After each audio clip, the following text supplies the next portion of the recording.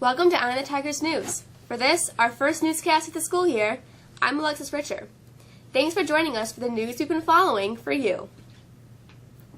Hurricane Matthew marched towards Florida, Georgia, and the Carolinas, and at least 500,000 people along the coast were urged to evacuate their homes Wednesday, a mass exodus ahead of a major storm packing power the U.S. hasn't seen in more than a decade.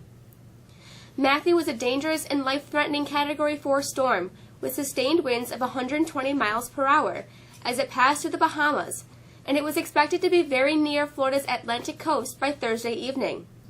The storm was forecast to scrape much of Florida coast, and any slight deviation could mean landfall or at least heading farther out to sea. The storm could affect our weather as early as Sunday. Hundreds of people paid their respects to an Anderson County family who lost their young son in an elementary school shooting. The Halls lost their 6-year-old son, Jacob, at Greenville Memorial Hospital Saturday afternoon. He was shot last week at Townville Elementary. He was remembered by hundreds at a superhero-themed visitation. People were invited to dress as their favorite superhero. Jacob was dressed up as Batman. More than half of the 84 million viewers who flocked last week at the first presidential debate between Donald Trump and Hillary Clinton found something else to do when their respective running mates faced off Tuesday night. A total of 37 million viewers watched GOP vice presidential hopeful Mike Pence debate Democratic rival Tim Kaine on 9 networks measured by the Nielsen Company. Of course, the two presidential candidates are back at it this Sunday night for a town hall-style debate beginning at 9 o'clock. The country's largest mall in Bloomington, Minnesota, is making a big statement this Thanksgiving. Instead of luring customers in for early doorbuster deals, the Mall of America is closing its doors for the holiday. In a Facebook post, the mall confirmed the news, telling shoppers to, quote, enjoy that extra piece of pie, end quote. There's no word yet if local malls will follow suit. And if you didn't think that there were a lot of honest people left in the world, here's a story that might change your mind.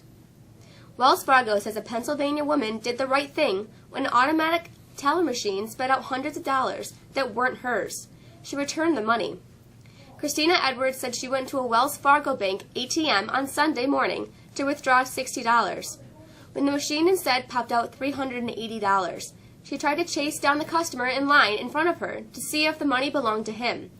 When she found out it didn't, she called Wells Fargo and was told to return the money to a bank branch when she could. The single mother of 2 did just that. She returned it when the branch opened the next day.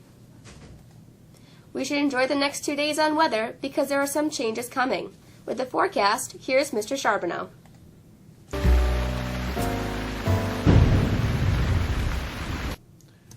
We've got some great weather, at least for the next day and a half, as high pressure dominates our area.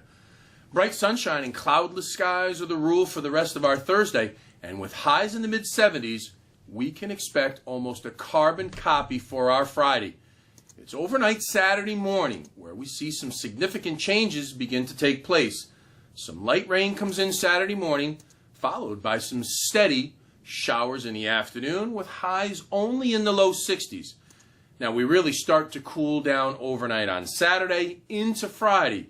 Temperatures could fall into the 40s. Sunday, our skies brighten, but there will be a real chill in the air as temperatures only reach the mid-50s. Now, low Sunday night could be in the upper 30s.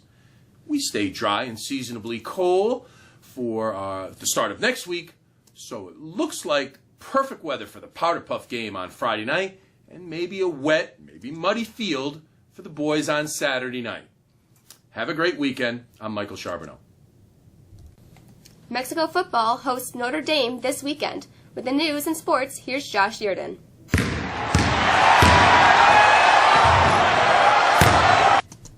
Mexico football will take its 4-game winning streak to its home stadium when the team kicks off against Utica Notre Dame on Saturday at 6.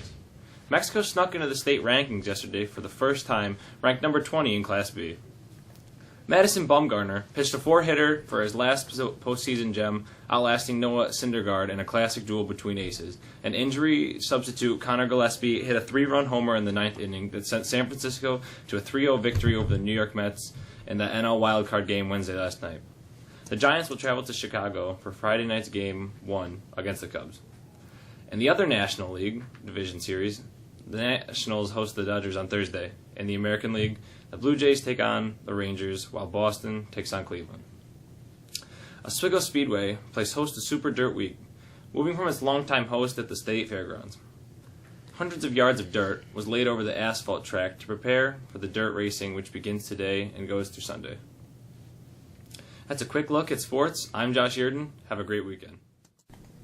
A look at the calendar shows that students can enjoy an early start to their holiday weekend as they have a half day on Friday. Of course, classes are canceled on Monday due to Columbus Day. Next Tuesday, teachers will submit 5-week grades. That's right, 5 weeks is already down. And of course, Mr. Ryan Lanigan, the high school's new principal, starts his first day here. But the big calendar of events, of course, occurs tomorrow afternoon and evening, starting with the homecoming parade and immediately following the annual Powder Puff football game, which is scheduled to kick off around 6 p.m. That's it for us. Look for us again next Tuesday, and we invite you to follow us on our new Twitter account at IonTheTigers1. I'm Alexis Richer. For the staff of On the Tigers News, I hope you have a great weekend.